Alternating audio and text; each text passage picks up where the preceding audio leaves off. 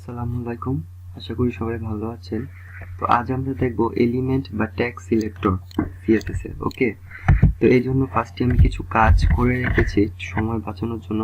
সেটা হচ্ছে সিম্পল আমি একটা ফাইল নিয়েছি element selector dot HTML. Okay, আর এটার মধ্যে এইচটিএমএল এর basic content and then basic structure and একটা h2 ট্যাগের মধ্যে একটু কন্টেন্ট নিয়েছি আমরা এলিমেন্ট সিলেক্টর, আর টাইটেলটা শুধু চেঞ্জ করছি। ওকে, তো চলুন এটাই আমরা একটু আউটপুটটা যদি দেখে নেই।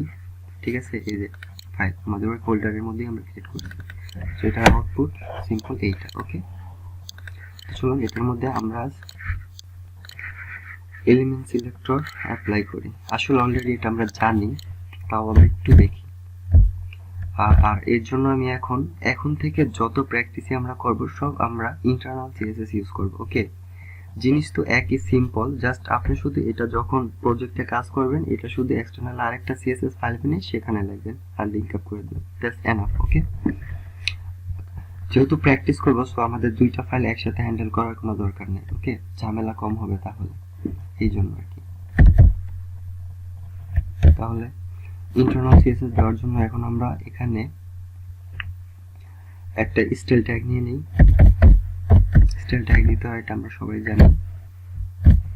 HTML সিম্পল স্টাইল ট্যাগ এর ভিতরে দেন হচ্ছে একটা অ্যাট্রিবিউট টাইপ দিয়ে দেই, CSS। ওকে, এর ভিতরে আমরা এখন CSS কোড করব।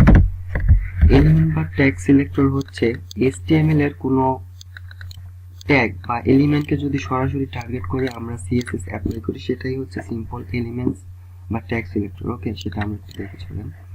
আজ আমি h2 কে ধরেন কালার রেড করব এন্ড এটা টেক্সট এলাইন সেন্টার, টেক্সট সেন্টারে নিব। ওকে, তো এর জন্য সিম্পল আমি h2 কে টার্গেট করলাম CSS এ, কার্লি ব্র্যাকেট ওপেন ক্লোজ, দেন এখানে আমি CSS এর একটা প্রপার্টি দিচ্ছি কালার, দেন এটার ভ্যালু দিব হচ্ছে রেড। ওকে, সেমিকোলন দিয়ে ক্লোজ করব। সিম্পল। এখন যদি এটা আমরা রিফ্রেশ করি তাহলে দেখতে পাবেন এটা কালার রেড হয়ে গেছে। ওকে, দেন সেম জিনিস এটা যদি আমি এখন টেক্সট এলাইন সেন্টার করি, টেক্সট এলাইন সেন্টার দিলাম, দেন সিম্পল সেমিকোলন দিয়ে সেভ দিলাম। এই সিনট্যাক্স আপনারা অনেক জানেন, আমি জানি, আমি অনেক আলোচনা করছি এটা নিয়ে।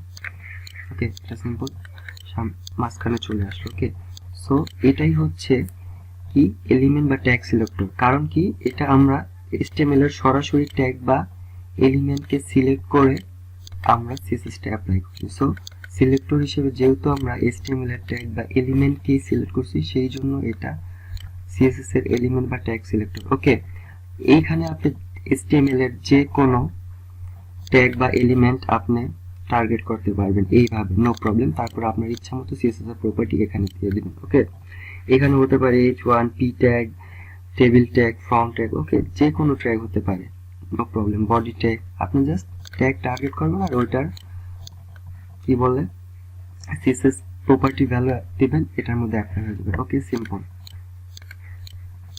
তো আশা করি এটা বুঝতে পারছেন, আর যদি কেউ না বুঝেন কমেন্টে প্লিজ জানাবেন। ওকে, তাহলে ভালো থাকুন, নেক্সট ভিডিওতে দেখা হবে ইনশাআল্লাহ। আল্লাহ হাফেজ।